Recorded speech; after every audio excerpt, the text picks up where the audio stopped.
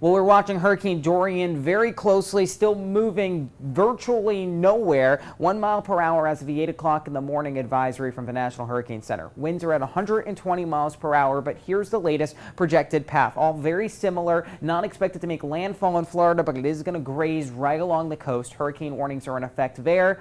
Dorian is expected to maintain its Category 3 hurricane strength up to Thursday morning when it grazes our coastline here in South Carolina and eventually grazes North Carolina. Now notice that our coastline is still in that projected path, so there's the possibility of a landfall, although the expectation is that it doesn't make landfall. We have to prepare for the fact that it could, and that would be a big impact in our coastal communities and not still a huge impact in the Midlands, but we would see some more gusty winds if it did actually make a landfall.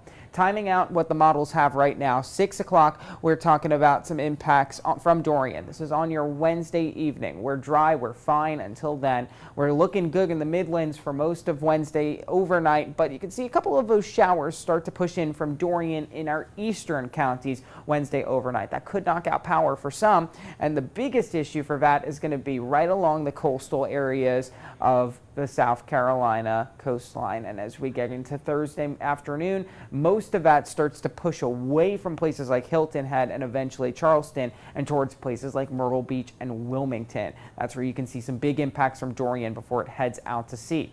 So here's another model showing the potential wind speeds on Wednesday. This is your Wednesday early evening. We're looking at light winds in the Midlands, just a nice breezy evening if anything, but more and more does that wind increase. These are your gusts. So this is the maximum wind according to this model, up to 40 miles per hour in Charleston for your Wednesday early evening, but overnight those gusts are up to 50 or up with this model for places like Charleston, and even Orangeburg gets in on some of those heavier gusts, some of those stronger winds.